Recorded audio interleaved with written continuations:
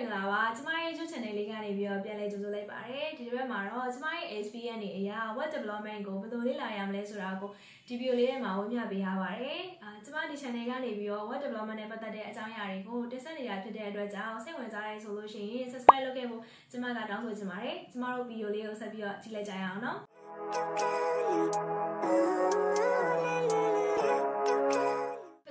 အနေနဲ့ကိုယ့်ရဲ့လမ်းကြောင်းကိုရေးချင်ဖို့လိုပါတယ်ကိုက web designer တယောက်ဖြစ်နေတာလား web developer လား front end ကိုပို့ပြီးစိတ်ဝင်စားရလား back end ကိုပို့ပြီးစိတ်ဝင်စားရလားဒါမှမဟုတ်လုံးဝ full stack တယောက်ဖြစ်နေတာလားဆိုတော့လမ်းကြောင်းတွေကိုရေးချင်ရပါတယ်အဲ့ဒီလမ်းကြောင်းတွေနဲ့သက်ဆိုင်တဲ့ roadmap တွေရှိပါတယ်ကျမကတော့ဒီနေရာမှာလေ့လာရလဲလွယ်ကူပြီးတော့ကြည့်ရလဲရိုးရှင်းတယ်ဆရာကြီးမောင်ရဲ့ roadmap ကိုထည့်ထားပေးပါတယ်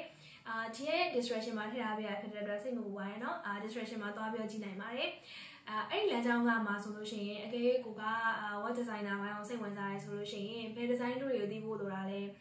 ဘယ် design concept တွေကိုသိဖို့လိုတာလဲဆိုတာကိုအဲ့ဒီ roadmap မှာထည့်ထားပေးပါတယ်အဲ့ဒါကြောင့်အဲ့ဒီ roadmap ကနေပြီးတော့လွယ်လွယ်ကူကူလေ့လာနိုင်ဖို့ကျွန်မကမျှော်လင့်ပါတယ်ခုနက roadmap ကနေပြီးတော့ကိုယ့်ရဲ့လမ်းကြောင်းတွေကိုလည်းသိပြီးဒါပေမဲ့ဘယ်လိုလေ့လာရမှာလဲအဲ့လိုဆိုရင်ရွေးချယ်စရာတွေရှိပါတယ်ကိုကအပြင်သင်တန်းနေတဲ့ချင်တာလား online course တွေကနေပြီးတော့လေ့လာချင်တာလား YouTube ကနေပြီးတော့လေ့လာချင်တာလားဒါမှမဟုတ်လို့ရှိရင်စာအုပ်တွေဖတ်ပြီးတော့လေ့လာချင်တာလားဆိုပြီးတော့လေ့လာလို့ရပါတယ်အပြင်သင်တန်းတွေတက်မယ်ဆိုလို့ရှိရင်လည်းကိုရွေးချယ်ထားတဲ့သင်တန်းတွေမှာတစ်နှစ်နေပြီးသားသူတွေရဲ့ feedback တွေကိုတောင်းပါစာသင်ပြတာကဘယ်လို style နဲ့သင်ပြလဲပြီးလို့ရှိရင်ဘာ content တွေကိုသင်ပြနေလဲဆိုတာကိုမေးပါ online course လေးထုံးနေတူစားပါပဲအဲ့ဒီ course တွေရဲ့ recommendation တွေကိုလိုက်ဖတ်ပါ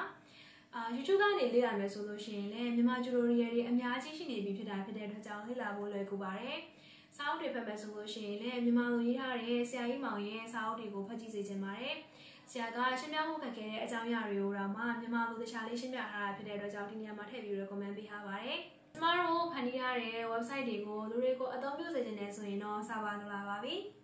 hosting service provider အကြောင်းနဲ့ cloud hosting အကြောင်းတွေကိုသိထားဖို့လိုပါတယ်။ကိုယ့်ရဲ့ website ကိုဘယ်မှာ host လုပ်ထားတာလဲ။ဘာ service တွေကိုဘယ်လိုအသုံးပြုထားလဲဆိုတာတွေကိုသိထားရပါမယ်။ပြီးတော့ domain name system အကြောင်းကိုလည်းသိထားရပါမယ်။ကျွန်မရှေ့မှာပြောခဲ့တဲ့ asset တွေကိုကြွဖက်လာနိုင်ပြီဆိုလို့ရှိရင်တော့ project တွေကိုစပြီးဖန်တီးလို့ရပါပြီ။အဲ့လိုဖန်တီးတဲ့နေရာမှာကိုက design မှကျွမ်းကျင်တဲ့သူဆိုလို့ရှိရင်အခု trend ဖြစ်နေတဲ့ design logic တွေကိုသုံးပြီးတော့ interface အမိုက်စာတွေဖန်တီးနိုင်သလို system ပိုင်းပိုင်နိုင်သူတွေကလည်းကိုယ့်ရဲ့ skill ကိုပြလို့ကောင်းတဲ့ function တွေfeature တွေကိုထည့်ပြီးတော့ present လုပ်လို့ရပါတယ် project idea တွေကိုတော့ Google မှာရှာကြည့်နိုင်ပါတယ်ကိုက project တွေကိုဖန်တီးလာနိုင်ပြီဆိုလို့ရှိရင်တော့လုပ်ငန်းခွင်ကိုဝင်ဖို့ ready ဖြစ်နေပါပြီ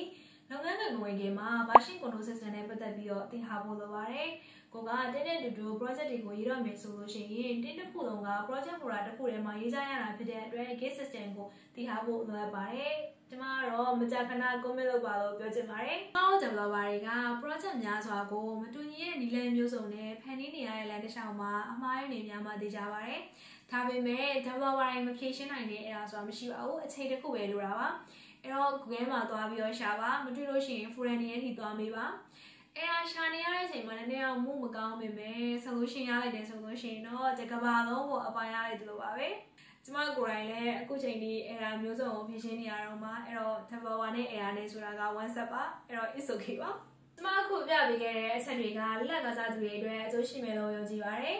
ကျမဒီ channel လေးကနေပြီးတော့ web development နဲ့ပတ်သက်တဲ့အကြောင်းအရာတွေကိုဝေမျှနေပါတယ်ဗီဒီယိုတွေကိုစိတ်ဝင်စားရဲဆိုလို့ရှိရင်တော့ like and subscribe လုပ်ခဲ့ဖို့ကျမကပြောချင်ပါတယ်အားလုံးပဲနောက်ဗီဒီယိုတွေမှာပြန်တွေ့ပါမယ် bye Good food, good mood, blood in circulation. One step at a time, yeah, that's how you make it. Set a goal you control, and the steps you take them. I try to